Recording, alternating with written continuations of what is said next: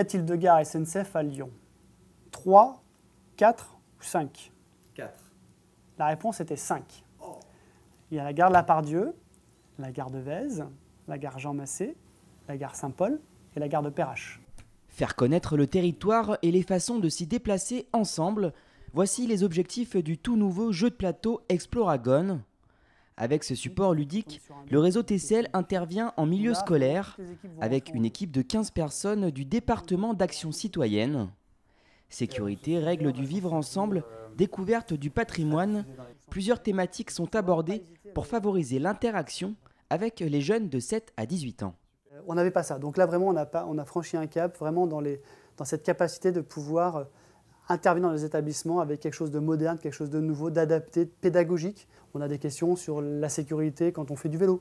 Mais on a aussi des questions sur le coût du vandalisme sur le territoire. On a des questions sur l'accessibilité du réseau du métro.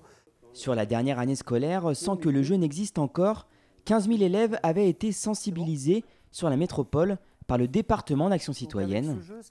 Avec Exploragon, l'objectif est de toucher un maximum de jeunes par la stimulation, tout en veillant à la bonne pédagogie du message délivré.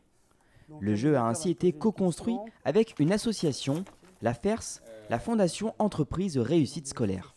Une petite erreur qu'on aurait commise, c'était de dire que quand on répond juste à une question, on avance, quand on répond faux, on recule. Là, les experts de l'éducation nous disent attention, avec les enfants, il faut être dans le positif, il ne faut pas être dans effectivement le bâton. Adapté à un format scolaire de 55 minutes, le jeu peut aussi s'utiliser dans les temps périscolaires ou même pendant les vacances avec les centres d'accueil. Si vous êtes intéressé par ce type d'intervention et souhaitez en savoir plus, vous pouvez vous adresser au contact qui s'affiche ci-dessous.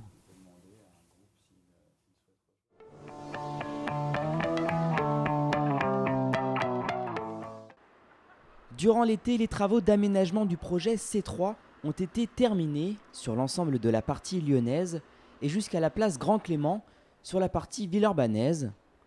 Au total, ce sont 4 km sur les 5,5 km que compte le tracé qui affiche aujourd'hui leur revêtement définitif. Il ne nous reste que les travaux de finition à faire, le marquage, le réglage des feux, la finition sur le réglage de l'éclairage par exemple. Comme ici, près de la place Grand Clément, les travaux de finition ont démarré avec les plantations et les installations des luminaires d'éclairage public.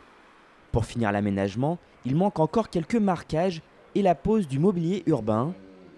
La ligne C3 étant une ligne de trolleybus fonctionnant avec une ligne aérienne de contact, il a aussi fallu installer les fils le long du parcours.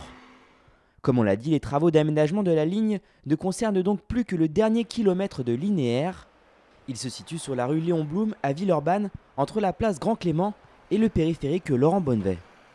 La chaussée pour les voitures a déjà été réalisée, une partie des trottoirs également, et il reste à réaliser le couloir bus pour la ligne C3 et puis les trottoirs de l'autre côté de la chaussée. Il restera aussi toutes les finitions avec l'installation des équipements de lignes aériennes de contact pour le fonctionnement du trolleybus et puis toute la phase de plantation des arbres et puis les plantations basses. Sur l'opération C3, les travaux d'aménagement seront terminés d'ici la fin d'année 2018.